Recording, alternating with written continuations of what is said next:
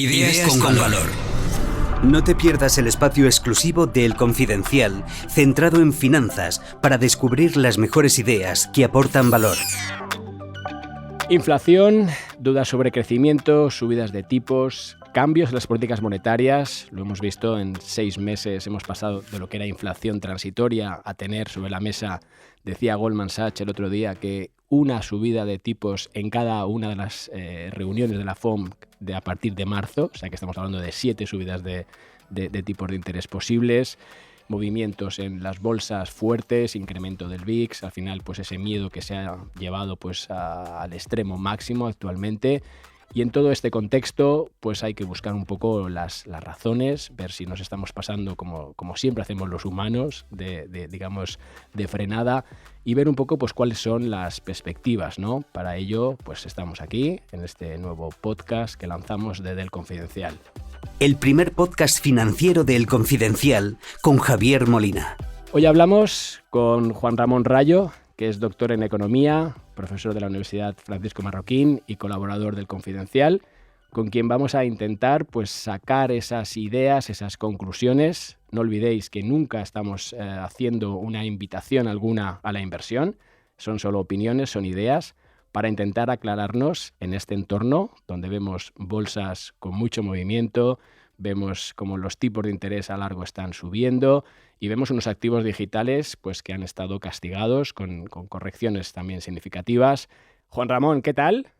¿Qué tal? ¿Cómo estamos? Oye, muchísimas gracias por prestarte, como siempre, a este nuevo podcast, ideas que aportan valor, que hacemos aquí en El Confidencial. Siempre es un placer tenerte. Nada, muchas gracias a vosotros, claro, por la invitación. Oye, quiero empezar con una primera pregunta. Lo hacemos siempre de ese enfoque más del lado de la inversión. Oye, ¿hemos pasado o han pasado los inversores de un risk on a un risk off de repente? Esto lo estábamos ya viendo, tenemos causas que lo justifican, pero desde el punto de vista más de ese inversor, ¿no? Que de repente parece que está huyendo de todos los activos de riesgo. ¿Cuál es tu punto de vista? Sí, a ver, hay muchas incertidumbres en el horizonte y evidentemente cuando hay incertidumbres buscamos cubrirnos frente a esas incertidumbres y la forma de cubrirnos es la liquidez. ¿Cuáles son los activos líquidos? Pues el dinero. El dinero en nuestras sociedades es la moneda fiat, el dinero que emiten los estados, y luego activos que son muy cercanos y muy sustitutivos al dinero, como es la renta fija, evidentemente de gobiernos solventes. La moneda también tiene que ser de gobiernos más o menos solventes, porque si no están en hiperinflación o en muy alta inflación y eso tampoco cubre frente al riesgo. Con lo cual, claro, si hay un cambio de perspectiva y de apetito frente al riesgo, pues es lógico que se incremente la demanda de estos activos que proporcionan cobertura frente al riesgo. Podríamos incluir también incluso en esta categoría con ciertas reservas al oro, que es bueno, pues el dinero tradicional de la historia de la humanidad antes de que los estados se entrometieran e interfirieran. Y esos datos que nos decían que los inversores tenían máximos históricos en renta variable hasta pues principios de 2022, ¿no? Pues cogíamos datos, por ejemplo, de Bank of America y Merrill Lynch que te decía justo esto, ¿no? Que el 65% por ahí del total portfolio estaba en renta variable. ¿Esto es un exceso? ¿Es algo que se puede mantener? ¿Cuál es tu punto de vista? Bueno, es algo que resulta bastante coherente dentro del marco institucional en el que nos movemos. ¿Cuál es ese marco institucional? Pues por un lado, lo que se ha llamado la represión financiera, básicamente políticas monetarias muy agresivas para tratar de anular la rentabilidad en la renta fija y por tanto buscar un efecto cartera entre los inversores para que migren de esa inversión en renta fija a inversión en renta variable, que la poca rentabilidad que se pueda obtener te la dé la bolsa y no la renta fija, especialmente la renta fija pública. Es discutible si esto es así, es un debate académico no resuelto, si las flexibilizaciones cuantitativas, si los QE han conseguido realmente este efecto cartera y trasvasar fondos desde la renta fija a la renta variable, o simplemente se ha producido con independencia de las flexibilizaciones cuantitativas, pero desde luego sí tiene relevancia que el Banco Central te esté señalando que ese es su propósito, que esa es su intención. Porque por otro lado, si esa es su intención, pues lo que ha venido sucediendo hasta la fecha, y ya veremos si sigue sucediendo, es que los bancos centrales se preocupan de cuidar la bolsa. Es decir, si hay una corrección muy fuerte de la bolsa, el Banco Central entra de alguna manera a calmar los ánimos, a relajar su mensaje de restricción de política monetaria y por tanto están de alguna manera estableciendo suelos a la caída bursátil. Entonces, si la renta fija no te da mucho y parte del riesgo, que es la volatilidad de la renta variable, el Banco Central está intentando disminuirla, pues tiene sentido que haya habido ese flujo de capital hacia la renta variable. Claro, y aquí la pregunta obligada es, ¿estamos ante un cambio de esa obligación, ¿no?, por la cual estábamos impulsados a tener que estar invertidos con estos datos de inflación que ya estamos viendo, pues máximos no vistos en décadas? ¿Nos cambia esto el panorama de ahora en adelante? Pues claro, yo creo que eso es lo que los mercados temen, lo que los mercados están empezando a considerar. Por un lado, para frenar la inflación será necesario subir tipos de interés. Veremos con qué agresividad a lo largo del año se suben esos tipos de interés, pero desde luego que va a haber una pauta de subidas de tipos, salvo catástrofes, es algo que ya está descontado. Y claro, si subes tipos, si la Fed sube los tipos de intervención, la mera expectativa de eso ya se traslada en incrementos de los tipos de interés, especialmente en la renta fija a corto medio plazo, también a largo plazo, pero sobre todo a corto medio plazo. Y eso, pues, de alguna manera actúa como foco de atracción de la inversión que está inmovilizada en otros activos como la bolsa. Y por otro lado, si es cierto que se va a mantener ese tono de política monetaria más agresiva para tratar de contrarrestar la inflación, ya no va a ser tan cierto, insisto, bajo esa hipótesis, ya veremos qué hace el Banco Central, pero ya no sería tan cierto que el Banco Central fuese a tratar de establecer unos suelos a la caída de la bolsa, porque no se lo podría permitir. Es decir, si de verdad quiere controlar la inflación subiendo tipos, si la bolsa cae, pues la va a tener que dejar caer. Si suspende la subida de tipos, no estará controlando la inflación. Entonces, todo eso es lo que, desde luego, desde un punto de vista más macroeconómico, monetario, creo que ahora está rondándoles por la cabeza a los inversores y están viendo hacia qué lado se decanta la política monetaria. Claro, pero ahí históricamente hemos visto cómo subidas de tipos en el pasado no han significado caídas de las bolsas, ¿no?, sino que ahora lo que se teme es más bien esa, digamos, fuerza, esa rapidez con la que se lleven a cabo esos ajustes. A ver, depende lo que entendamos por si las subidas han implicado caídas de la bolsa. Es verdad que desde que fuimos abandonando el tapering, perdón, desde que nos fuimos metiendo en el tapering, desde que fuimos abandonando el QE, a partir de 2013-2014, es cierto que ha habido hasta la crisis del coronavirus, es cierto que hubo un impulso hacia la normalización monetaria, de restricción monetaria, de subida de tipos de interés, y ahí no ha habido, es verdad, una caída muy importante, vamos, no hubo una subida, de hecho, muy importante en la bolsa.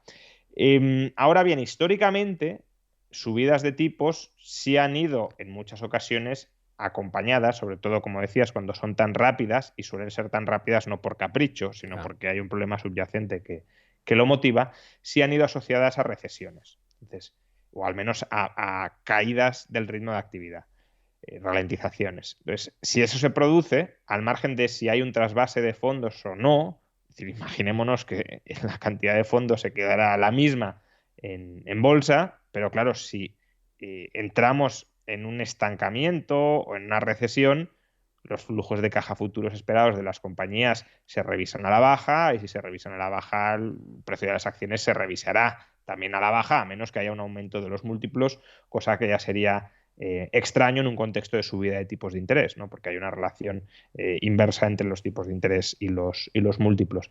Con lo cual, claro, ya no es solo que se tema la rapidez, sino lo que se teme, yo creo, sobre todo, es lo que hay detrás de esa rapidez y lo que puede indicar sobre el estado de salud de la economía. ¿Y eso sería reconocer la Fed que se ha equivocado, Juan Ramón, si de repente asistimos a ese cambio tan drástico?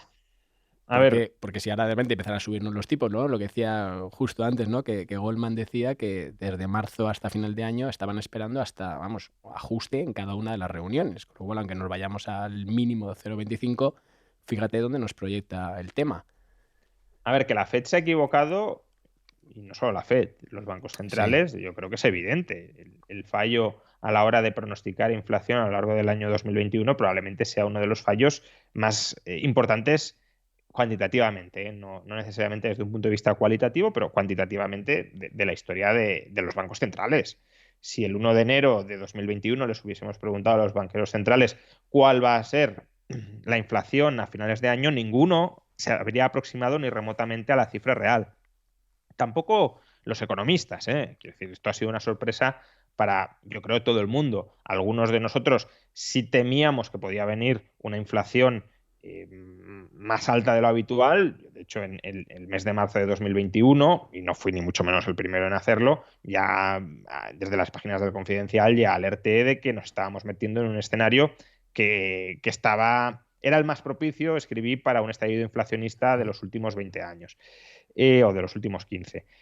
Pero aún así, ni yo, ni, por ejemplo, Larry Summers, que fue de los primeros que alertó de la posibilidad de inflación, no creo que nadie de los que temíamos inflación hubiésemos apostado en enero, febrero o marzo por un 7% de inflación a cierre de año. Entonces, ha sido una sorpresa para todo el mundo y ha sido un error de pronóstico y, por tanto, de política monetaria, porque la política monetaria se ha construido sobre ese pronóstico equivocado de la Fed. Ahora el problema puede ser el error de pronóstico inverso, que es lo que no sabemos. Es decir, si la inflación se fuera a moderar a lo largo del año, un tono muy agresivo de la Fed sería el error inverso. En lugar de haber restringido la política monetaria durante 2021 cuando debería haberse hecho, la restringen en 2022 cuando a lo mejor no hay que hacerlo. Esa es la apuesta del Banco Central Europeo, por ejemplo, pero no sabemos si es una apuesta correcta y el problema de esa apuesta es que si la fallas, si te equivocas y dices, como el Banco Central Europeo, pues no pasa nada, nosotros no vamos a subir tipos, lo vamos a dejar,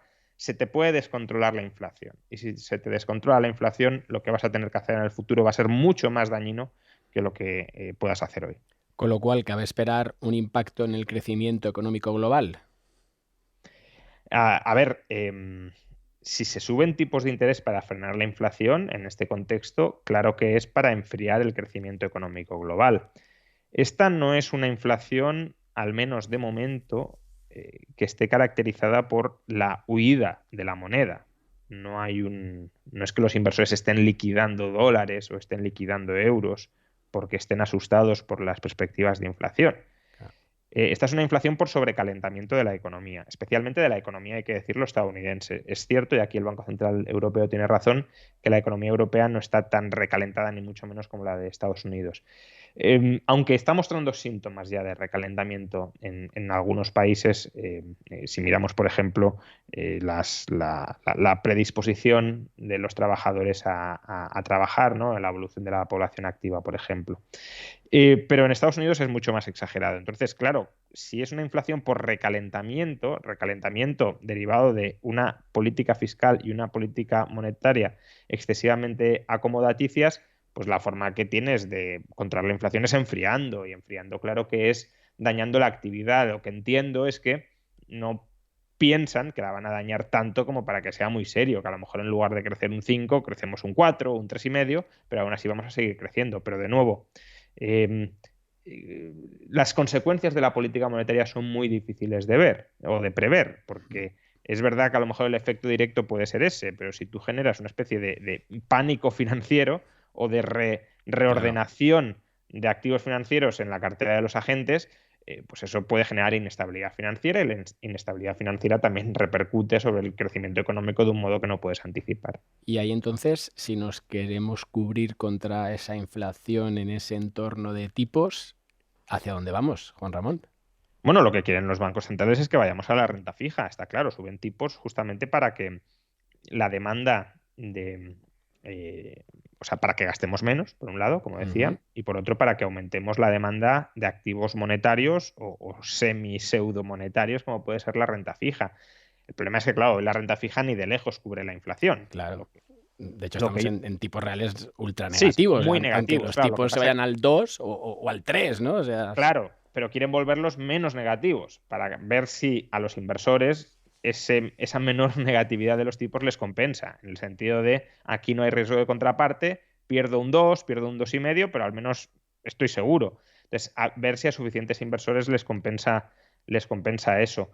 Eh, si no, pues es que claro, el problema es que no hay muchas otras opciones para cubrirte claro. la inflación, porque todas las otras opciones tienen otras contrapartidas que a lo mejor en el contexto actual no son las que están buscando los inversores. Por ejemplo, lo que decía antes de la volatilidad de la bolsa o la volatilidad de muchas criptomonedas, que puede llevar a que los inversores prefieran sufrir algunas pérdidas por tipos reales negativos que decíamos antes que exponerse a una volatilidad que se puede ver incrementada en el contexto económico inversor actual. Oye, y en este contexto, digamos, la política fiscal, esos déficits, ¿cómo habría que un poco atacarla?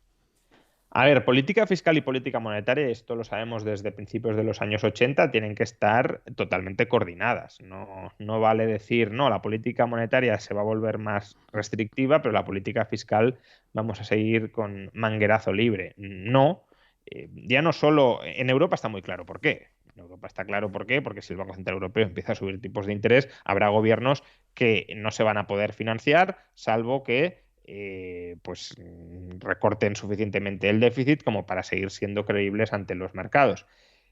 Pero aunque no tuviéramos el problema que tenemos muchos gobiernos en Europa, que es una insolvencia sostenida por el Banco Central Europeo, si tú cierras el grifo del crédito, pero el gobierno en Estados Unidos, por ejemplo, sigue gastando, Claro. endeudándose, la política monetaria no es creíble. ¿Por qué no es creíble? Porque el inversor sabe que en última instancia se va a terminar doblegando, o al menos que cabe la posibilidad ante los enormes déficits públicos de que la política monetaria se termine doblegando para evitar un default del gobierno de Estados Unidos. Entonces, de alguna manera, un gobierno que se esté sobreendeudando está mandando la señal a los inversores de el Banco Central va de farol a medio plazo o nosotros forzaremos que vaya de farol a medio plazo. Esto es lo que se conoce técnicamente como dominancia fiscal. Y por tanto sería un ejercicio de insuficiente credibilidad para restablecer lo que se pretende restablecer, que es la credibilidad restablecer la credibilidad o al menos no deteriorar para mantener alta la demanda en la moneda y por esa vía, demandando moneda, que de alguna manera se modere la inflación. Claro. Oye, no podemos dejar de hablar de lo que es la energía, precios de petróleo, que algunos están ya situando por encima de los $100. Eso es otro de los factores, ¿no?, a vigilar en cuanto a que, pues, una gran parte de la inflación viene de ese lado. ¿Qué crees que va a pasar en ese contexto? Claro, la cuestión es por qué viene desde ese lado, ¿no? La inflación, hay muchos que consideran que la que estamos viviendo ahora mismo es un problema exclusivamente del lado de la oferta y por tanto que hay ciertas carestías reales en ciertos mercados, entre ellos el energético, y que bueno, necesitamos altos precios para estimular la inversión y estimular la producción adicional de esos inputs que se están encareciendo por ser demasiado escasos. Algo de eso hay, es verdad, pero nos tenemos que plantear también por qué se han vuelto escasos tantos inputs simultáneamente en estos momentos, ¿no? Y creo que ahí hay una causa común que es el exceso de gasto. ¿Esto qué significa? Pues que si los gobiernos, vía política fiscal y vía política monetaria, contraen significativamente el gasto para controlar la inflación, los precios del petróleo también se van a moderar, Claro. porque vas a retirar demanda, que es lo que está tensionando este mercado. Ahora, si no lo haces, si aunque te endurezcas un poquito el tono, se sigue favoreciendo un exceso de gasto agregado, pues eso no va a moderar la inflación en otros lados de la economía y tampoco en el precio del petróleo. Porque a corto plazo no parece que haya o vaya a haber un aumento de la oferta que permita abastecer esta demanda excesiva como consecuencia del expansionismo monetario y fiscal que experimentamos. Claro. Oye, no podemos irnos sin comentar el caso español, ¿no? Porque parecía que estábamos ahí con, ¿no? Pues con datos incluso mejores que los europeos a nivel de crecimiento y de repente pues aquí no vemos más que recorte tras recorte de previsiones. ¿Qué vamos a hacer aquí? ¿Qué crees que es cuál es el gran reto que tiene la economía española en este nuevo contexto? A ver, yo creo que van a venir revisiones al alza de las estimaciones. ¿Por qué? Porque la cascada de revisiones a la baja que hemos experimentado, y es verdad, estaban muy influidas por los datos de crecimiento del segundo trimestre y del tercer trimestre previos a la revisión del tercer trimestre. Lo que hemos sabido desde que se produjo esa cascada de revisiones a la baja es, primero, que el tercer trimestre fue mejor de lo que originalmente nos habían dicho, y por los indicadores adelantados que vamos teniendo, el cuarto trimestre también va a ser bueno, bastante bueno, de hecho. Con lo cual, si esto es así, se van a volver a revisar las revisiones de las revisiones y en este caso a la alza. Ahora, ese es el panorama actual, pero estamos empezando el año. Entonces, riesgos en el horizonte hay. ¿Riesgos cuáles? Pues al margen de los geopolíticos, tenemos riesgos de endurecimiento de la política monetaria y también de la política fiscal, aunque en Europa esto se da más bien a partir de 2023, que se pueda vivir en la eurozona.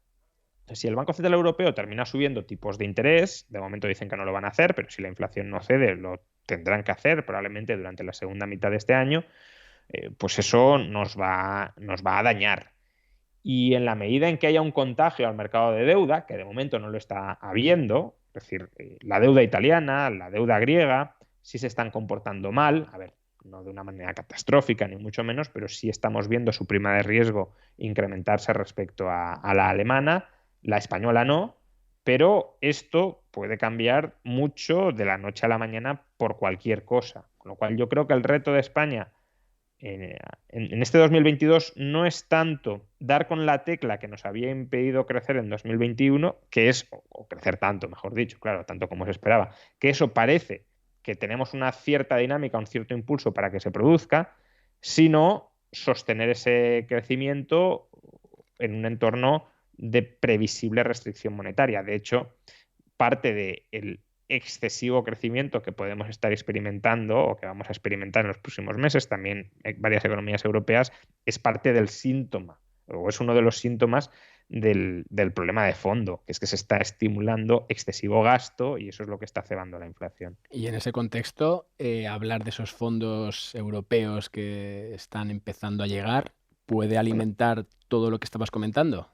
Sí, claro, eso es más crecimiento, Claro. aunque veremos de qué calidad a largo plazo, pero a corto plazo es más crecimiento y también es más inflación, claro, es más gasto y por tanto tensiona más los cuellos de botella que existan y es que, aunque no los tensiones tú directamente, pero si tú necesitas importar más petróleo, por ejemplo, para atender ciertos o desarrollar ciertas inversiones porque tienes que gastar ahora, pues claro, estás importando todavía un input que se está encareciendo, ¿no? Entonces, gastar más, aunque no influyas tú, porque podemos decir, España es muy pequeñita como para influir en el precio del petróleo mundial, ¿vale? Pero te estás tragando esos precios crecientes y estás insuflando más inflación dentro de la economía, claro. Últimas dos preguntas ya, Juan Ramón, y te libero. Primera de ellas, estamos viendo una rotación a nivel de inversión de ciertos sectores más de crecimiento hacia más value, ¿no? Una situación que bueno, hemos visto sobre todo estos 2 últimos meses. ¿Esto puede ser una indicación de ese menor riesgo que se está dispuesto a asumir y puede ser una tendencia que se siga viendo a lo largo de este 2022? Sí, claro, yo creo que es claramente cuando se pasa de sectores growth a sectores value, es que se está buscando una menor volatilidad, una menor exposición al riesgo. Y por tanto, sí, claro, entra dentro de esa lógica que estábamos comentando al principio de menor apetito del riesgo por los activos, claro. Y en ese sentido, y última pregunta, los activos digitales, Ujú. Bitcoin dentro de ellos, entiendo que estos ajustes, estas caídas fuertes que hemos visto, si bien yo creo que los ciclos son distintos, han cambiado los partícipes, han cambiado las utilidades que le podemos sacar, pero sí que en el fondo también muestran esto, ¿no? Esa salida de esos últimos agentes que se han incorporado yo tengo que ajustar mis portfolios y lo primero que voy a soltar es esa pata, ¿no? La pata más arriesgada de los activos digitales, por mucho que los nuevos modelos de negocio se vayan construyendo sobre eso, ¿no? ¿Qué crees que puede pasar en este entorno más de activos digitales? Sí, una de las grandes dudas que teníamos era si los activos digitales eran agresivos o defensivos, porque se nos ha dicho que eran coberturas frente a la inflación, coberturas frente a los impagos y que seguirían, por tanto, un comportamiento similar al que puede seguir el oro, pero lo que hemos visto es que siguen una trayectoria muy parecida a la de la bolsa, por tanto, y más en concreto dentro de la bolsa, al componente growth de la bolsa, es decir, que son activos muy expuestos a la volatilidad y que, por tanto, cuando hay una huida de posiciones de riesgo, también hay una desinversión de esos activos digitales. Ahora bien, a mí me gustaría, aún no lo sabemos y no hago ni mucho menos, como decíamos, ningún tipo de recomendación de inversión, pero sí me gustaría, aunque sea efectos teóricos, académicos, si lo queremos, ver qué va a pasar exactamente con Bitcoin frente al resto de activos digitales, porque no es exactamente lo mismo. En Bitcoin es verdad que también ha habido una caída muy fuerte durante buena parte del año, pero eso en parte ha sido un efecto de recomposición de cartera y en parte amplificación por salida de especuladores de esa salida inicial de capitales. Eso no significa o no tiene por qué significar que una vez, digámoslo así, los holders se consoliden y tengan una presencia dentro del stock total de Bitcoin más importante, eso no significa que necesariamente, si sigue habiendo una huida del riesgo, Bitcoin tenga que seguir cayendo. ¿Por qué? Pues porque los que se van quedando dentro son los que consideran que Bitcoin es un activo que les protege frente al riesgo y, por tanto, los que no van a querer salir, incluso los que pueden adquirir posiciones mayores en Bitcoin, si es verdad que ese apetito por el riesgo se va secando.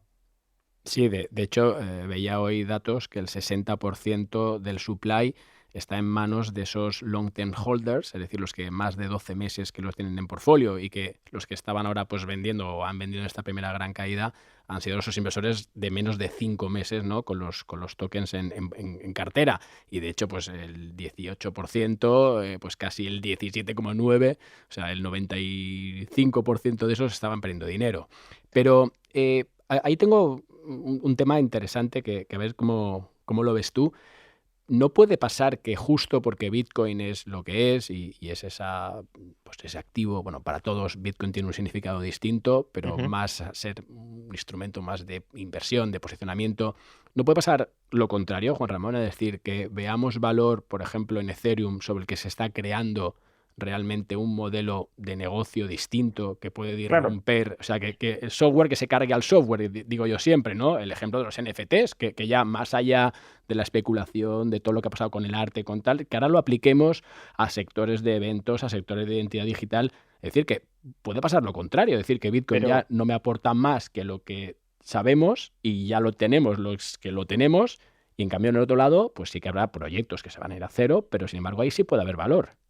Pero precisamente por eso te decía que la categoría de activos digitales se parece más a las acciones growth que a otra cosa. Con lo cual, si vamos a una huida de activos volátiles arriesgados, creo que toda esa parte de activos digitales que, como dices, está muy vinculada su valor, está muy vinculada al valor que puedas generar desde ese negocio que puedas generar desde los activos digitales, eso va a sufrir. No tengo tan claro, precisamente por eso mismo, que Bitcoin, en un contexto de menor apetito de riesgo, vaya a sufrir como los otros. ¿Por qué? Porque Bitcoin no es un activo financiero, no es un activo empresarial, si lo queremos llamar así, es un activo o aspira a ser un activo monetario. Y por tanto, el comportamiento de Bitcoin, si es verdad que es un activo monetario, tendría que mimetizar mucho más al del oro. Y el oro sabemos que en un contexto de fuga de riesgo no sufre, al contrario, se revaloriza.